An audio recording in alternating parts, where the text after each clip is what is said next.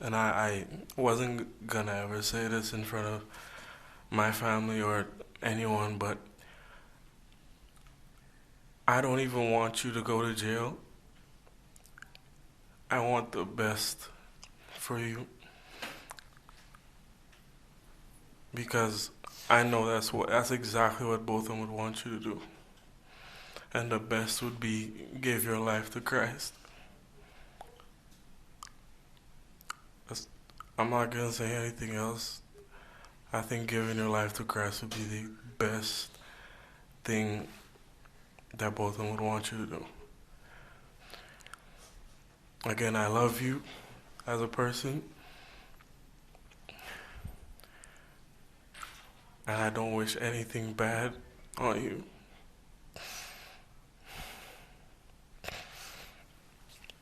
I don't know if this is possible, but can I give her a hug, please? Please? Yes.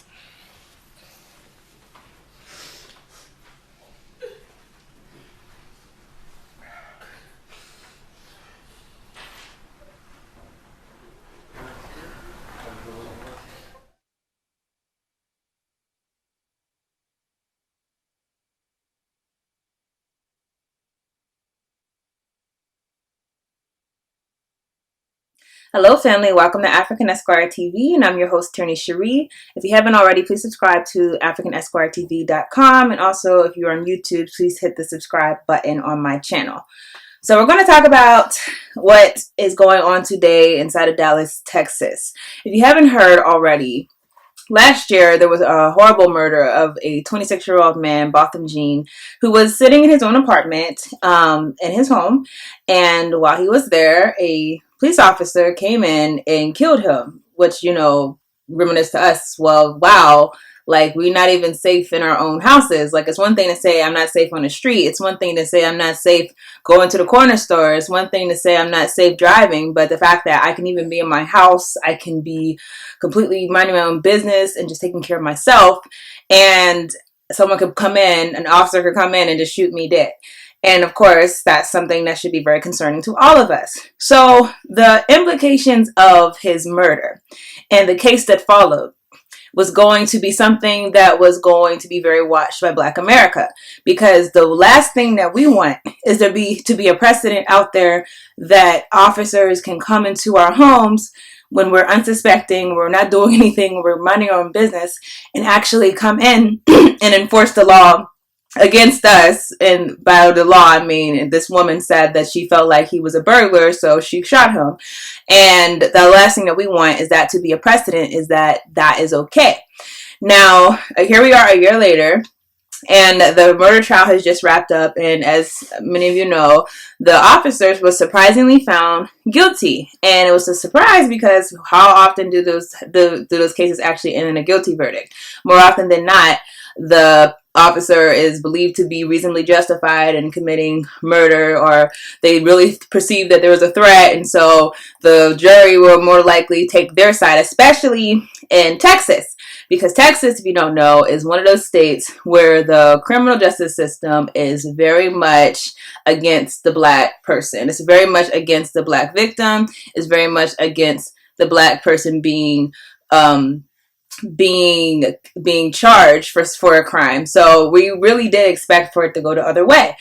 Now, I'm never someone who believes too much in these little victories, because don't get me wrong, I absolutely think it's great that there was a conviction inside of this case. However, the real truth should have been, back whenever Bothem Jean was in his apartment, how did this woman feel justified to kill him? Because if the narrative that she presented, which is that she thought that it was her apartment, and a lot of people, including myself, it doesn't make sense to say that you thought it was your apartment.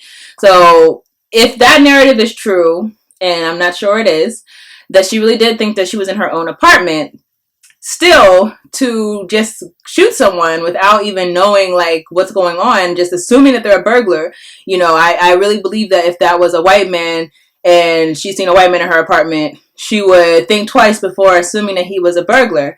But so back then, you know, the ultimate justice would have been had this woman thought twice, the same that she probably would have thought twice if it was a white man in her apartment, had she thought twice about taking this man's life.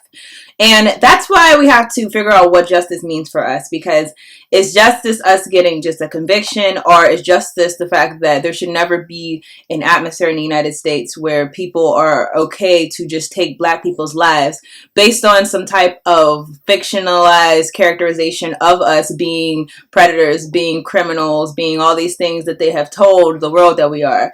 That should be the real question of justice. You know, should we even be there? Like the fact that this man is dead. This man who, by all accounts, when you look at him on paper, he was the idealized, and I say idealized because who cares, you know, if you match the white perception of success, but he was the idealized perception of success. He was an accountant. He was a college graduate. He was a leader in his church. Like, he was all these great things, right? And yet he still was the victim of a police officer killing him in his own apartment. So the justice should have been that back there, if you ask me. But even so, it is very rare that there is a conviction for murder. And of course, this certainly does not mean that the U.S. is going to start doing this more often. But this means that they found it so detrimental to their image if they were to actually proceed and say that this man was not guilty, that this woman was not guilty of murdering him when he was just inside of his own apartment minding his business. Irregardless, there was some type of a victory having there been a conviction inside of this case. Because as I said, the implications of there not being a conviction would have been very alarming for Black America, to say that, hey, it's okay to shoot you when you're in your own home, when you're completely a law-abiding citizen and you're not doing anything. It's okay to shoot and kill based on my irrational fear of you. So the conviction was good, obviously, and a lot of people were surprised that there wasn't conviction. However, we got to sentencing. And even before sentencing, you could kind of see that the atmosphere around this case was one of sympathy for this woman who was the officer that killed Bothem Jean. She was blonde, she's white, she's petite, she's, America's darling, what they would classify as someone who is not going to be guilty of murder, especially of a Black man. And a lot of the atmosphere in the courtroom was one of sympathy towards her. You even seen bailiff playing with her hair at one point. Something that you would never see, like them doing with a black person on trial for murder, or a Black person on trial for anything, playing with their hair and just being all, oh, how are you, darling, blah, blah, blah. Like, that already was alarming. But then we get to the actual sentencing, and we seen a lot more sympathy towards her. And by the way, there's already a lot of white sympathy towards this woman, particularly on the conservative side that we've seen. So she already has basically been playing the victim card. But whenever we get to the people who are actually supposed to be on Bothem Jean's side, the people who are actually supposed to be fighting for his life, not his life, but really his legacy, because his life was taken, those are the people who you expect to be a little bit more tactful in how they express their sympathy. Now, let me first say, as all of you know, I'm a Christian, so I understand forgiveness. I completely understand that. I completely understand that what Bothem Jean's brother might be going through is not what we're going through. So we can all, watch the TV and see him talking about how he wants to hug the officer and criticize him.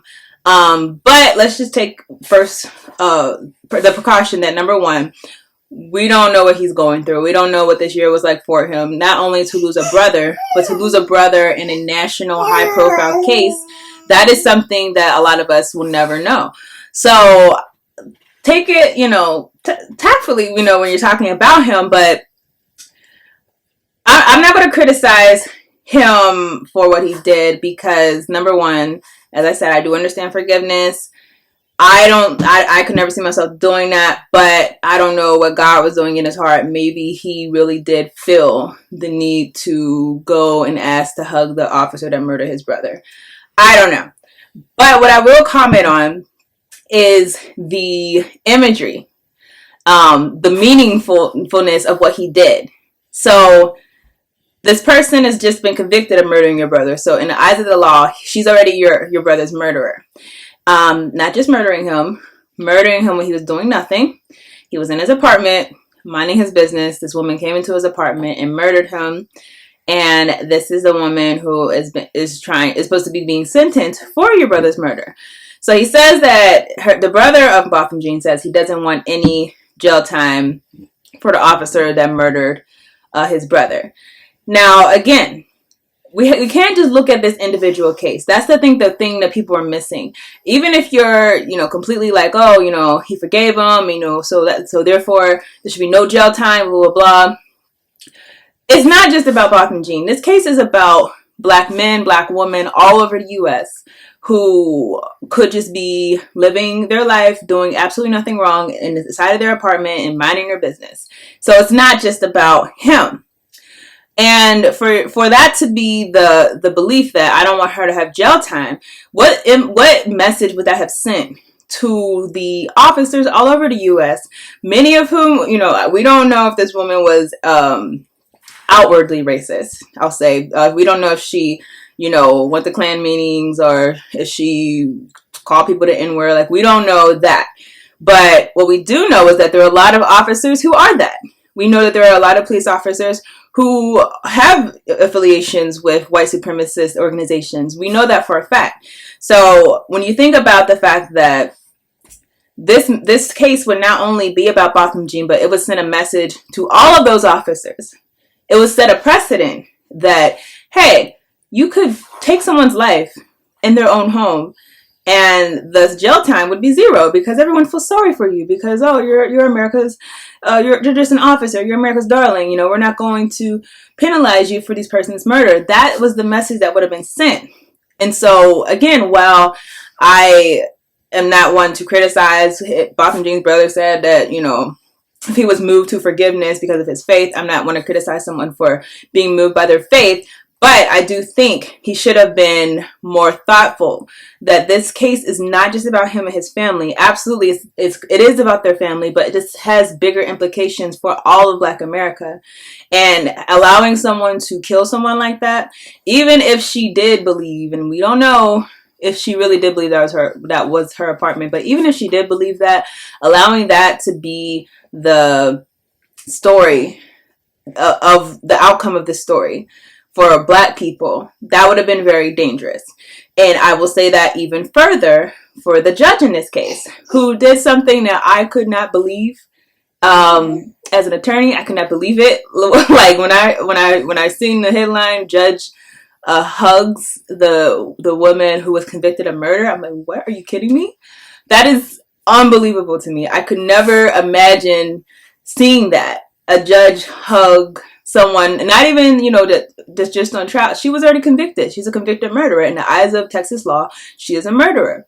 And the judge actually went down and hugged her. Now, what does that... A lot of people were saying, for example, if the roles were reversed and Bothem Jean, a Black man, went into a white woman's apartment and shot her and killed her, that this would not be the case. You would not be having people hugging him. You would not be having people playing with his hair or whatever. You would not be having a judge get off the bench and hug him after he was convicted of murdering a white woman. But not even just that. Even if it was a Black man killing a Black man, I don't even think that would be the case. I've never heard of it being the case where a Black man kills a Black man, or a Black man kills a Black woman, or a Black woman kills a Black man, Black on Black anything, and the response is sympathy. So we don't get we certainly don't get sympathy when we kill people who are white, non-Black people, but we definitely also don't get sympathy if we kill ourselves. So the only sympathy that is given is when it is a Black woman, a white woman killing a Black man, or if it's a white man killing a Black man, then you hear the sympathy card. Then you hear about what about this officer and his family, or, the officer, he feared for his life, and, the officer. And you don't hear that ever whenever the person who is standing for trial is black. So for what the judge did, for what Bothem Jean's brother did, for what that bailiff did, it's just, I have to ask the question, what are we saying about ourselves? What are we saying about ourselves other than that we believe the narrative that our lives really aren't as crucial as white life, that our lives are not as important, that our lives should not be valued?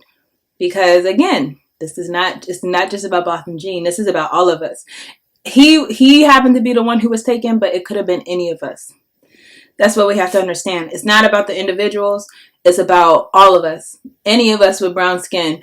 Whenever we are seen inside of a certain light, we are automatically assumed to be there for the wrong reasons. We are automatically assumed to be criminals. And that should have been the precaution that people were taking, and understanding that you are coddling someone who assumed when they came into his apartment, they supposedly thought it was their apartment, quote unquote. But even if she did think it was her apartment, she automatically assumed that he was there to burglarize her. Was he taking stuff and putting it in his bag? Was he taking stuff and trying to hide? No, he wasn't. He was in his apartment. So the assumption that he was a burglar, based on what? He was in his own apartment, so he wasn't taking anything. So the only thing that could have led to that assumption for you was the fact that this was a black man in your apartment.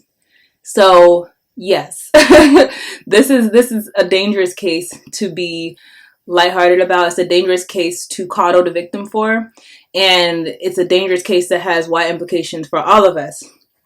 More so, the woman only got 10 years for killing someone in their own apartment. And we have people in jail for way longer, for way less. We have people in jail for selling just a little weed, who've been given mandatory life sentences.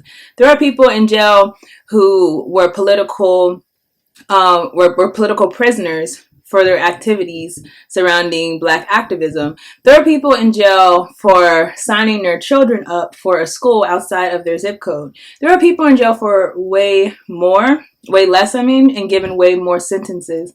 But this woman who took a man's life, assumed that he was a burglar in his own apartment, this woman will only go to jail for a maximum of 10 years, and she'll be eligible for parole in 5 years.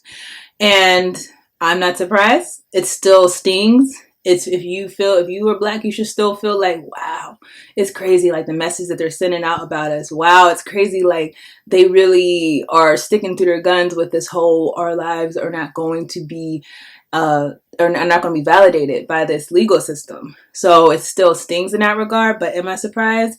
No, I'm not surprised, because we've seen way worse happen. We've seen George Zimmerman walk completely free after killing a teenager. We've seen the guy who shot down a Tamir Rice, who was, I forget how old, I believe it's like 13 or something like that. Shot him down for playing with a toy gun within seconds without even checking to see, is that a real gun? Just shot him, pulled up and shot him. And he walks free. We've seen this happen. This is the narrative that the U.S. has set for us. This is what the U.S. has shown, that how they're going to treat us, how they're going to view us. And so the question is, what is there for us to do about it? Is there anything for us to do about it? Is this system just going to always continue to be an oppressive system for us? Or do we have any type of way to get outside of the system and have a chance of surviving, or children surviving? These are the things, once again, that we're left asking. I've covered a lot of police murders of black people on this channel. I never come out with a hope-filled message, because to me, I just don't see the hope. Where is the hope? Where is the, well, maybe, we'll get better next time? Where? When? Do we really think there's ever going to be a day where it's safe to be black in America? And by all accounts, I would say no, there isn't a chance, because the country was literally founded based on the oppression of people who were black and Native American. And when you're founded that way, the only way that you can change course is not by continuing on and putting some type of reforms in place of the system that was founded for that purpose, to oppress. The only thing that you can do is completely alter the system from the bottom to the top.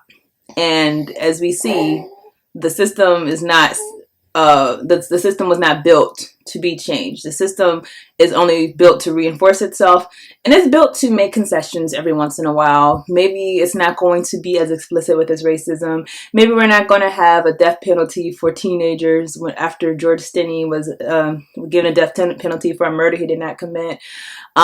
Maybe we'll tweak it every once in a while. Maybe we won't have lynchings that are the typical lynchings, but we'll have police lynchings. Maybe, you know, we won't do this, but we'll do that. These are concessions that are always made. Maybe we won't have segregation as a de facto segregation, meaning, in fact, you know, this is a white school, this is a black school, but we'll have the school systems tied to property taxes. So black people, only a few black people can actually go to these schools, and other people are going to be inside of crowded schools that are not funded adequately, and that are put inside of dilapidated buildings and don't have the materials. Like this is what is done. The concessions are always made with the system when it reinforces itself. However, can the system can change itself on its own without after it's been already set in stone and this is what the system is set to produce? No. So when I hear people say, oh, all we need is a law, all we need is body cameras, like we haven't seen black people being killed on camera enough. You know, we haven't seen people filming police officers, and the officer knows they're being filmed and they still do things. Like we haven't seen these things enough. You know, this idea that we can just get a law and it's going to change everything for us, you know, it doesn't. If that was the case, then we should be good by now, because the civil rights law, the voting rights law, all these laws that were the Fair Housing Act, all of these laws should have had us set by now if all we needed was a law. So ask yourself, what do we need? And what is actually going to bring about a real solution for our people? So that's all I have for you guys. I'd like to see your comments on this travesty. Not just the murder of Bothem Jeans, but just the way people have been acting around it. Including like a lot of conservatives who are like, oh, black people, you should be just like these people, and you know, just, you know, not fight for your own justice, not fight for a sentence. You know, just basically lay down and say, hey, you know, you killed me, but it's okay, I forgive you. Although those same white commentators would never have that attitude if it was their family member. And we know this because they don't have that attitude whenever it's a white person being killed. But, you know, this is the system that we live in, so we should be used to this by now. Anyways, I'd like to see your comments. I will see you guys in another video.